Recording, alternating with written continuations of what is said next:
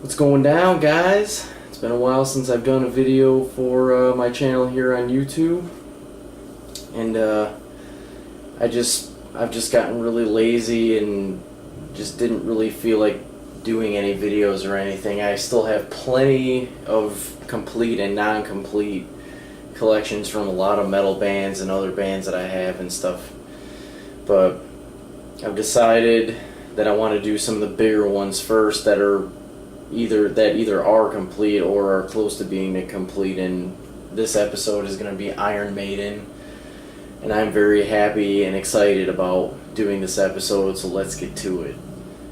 First thing I want to show you guys is just a basic Killers shirt. It's got, the Killers World Tour 1981. I actually got this shirt at Kohl's for like $8 or $9 or something like that. It's the only Iron Maiden shirt I have. It's pretty sweet, so we got that out of the way. And I have 3 Iron Maiden DVDs here, even though they have a lot more than 3. But the very first DVD from Iron Maiden that I ever bought was Iron Maiden Raising Hell, which is a Platinum Performance DVD from BMG.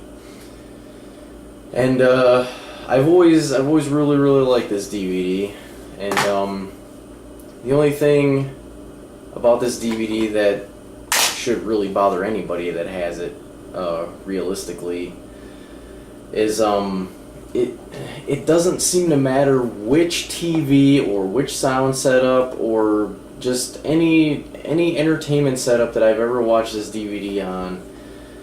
It always sounds too distorted and too, like, the mix just sounds too staticky. Like there's too much feedback going on, and I don't know if it's just me or what, but every TV and sound setup that I've ever watched this DVD on, they all sound like they have some kind of feedback static problem going on.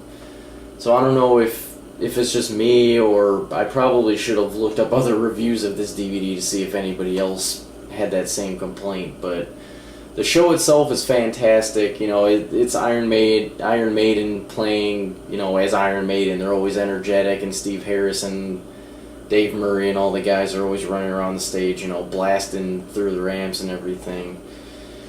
And another cool thing that I like about this DVD is that in between, there's 17 songs for this whole show on the DVD, and I'd say maybe every 3 or 4 songs in between, there's like a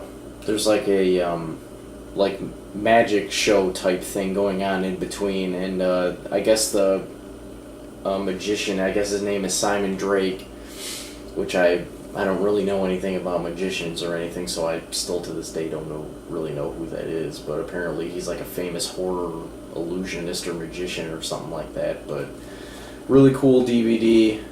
I recommend it if you're a Maiden fan. If you're not a Maiden fan, I wouldn't pick it up because there wouldn't be any point. But the second DVD that I ever bought from them is Visions of the Beast, and this has like every music video they've ever done from their very first album all the way up until the Brave New World album, and everything in between.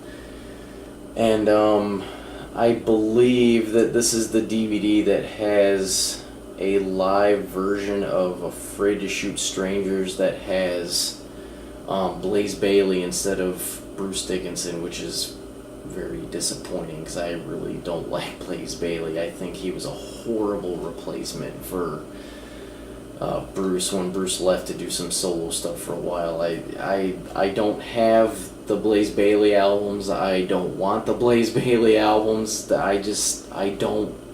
He's a good vocalist, but for Iron Maiden, I've never thought that he fit. It doesn't do anything for me. But this is a 2-disc set. All of their music videos from their first album all the way up until the Brave New World album, with some little random things here and there. Like there's some live footage of the Iron Maiden soccer team playing some games and, scoring goals and crap like that, which I don't like soccer, so I could care less about that, but it's still cool to have some footage, I guess. But I recommend this DVD also, and the sound quality is a lot better than Raising Hell. Third DVD I have from them is the Iron Maiden classic album Number of the Beast DVD, which it's a very interesting, short documentary type thing about, Bruce entering the band after Paul Di'Anno left, and, basically just pretty much almost all the original guys talking about it, like Dave Murray and Adrian Smith and Steve Harris and, Nico and, all those guys talking about, how they were in the studio recording the songs and how they got Bruce to fit in and all that crap like that. It's a really good DVD, and it's something that I think all Iron Maiden fans should have because it's just a piece of their history.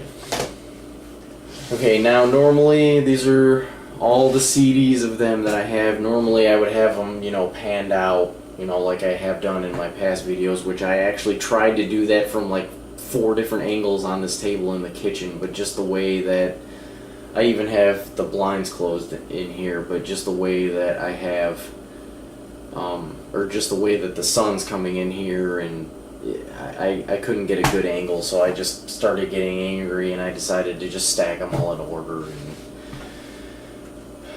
I'm not going to go through and show them individually, but I'm just going to say very quickly that I am going to do an overview thing here right now so you can see all of what I have, just all laid out.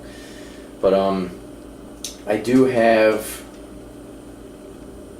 every single studio album they've ever done. I don't have all the live stuff because, you can only buy so many live albums and then you just don't care because it's them playing the same freaking songs over and over again live, just in a different place, so that gets kind of pointless after a while. But with the live albums, I do have a Real Live Dead one, which is both a Real Live one and a Real Dead one, both in one set, which I'm pretty sure you can still find it. But I have Live in Donington, I have Rock in Rio, and I have an original press of Live After Death. I don't have the Sanctuary remastered or the Raw CD remastered one of that either. But other than that, I have Iron Maiden, Killers, Number of the Beast, Peace of Mind, Power Slave, Live After Death, Somewhere in Time, Seventh Son of a Seventh Son, No Prayer for the Dying, Fear the Dark, Real Live Dead One, Live in Donington, Best of the Beast, Brave New World, Rock in Rio, Dance of Death,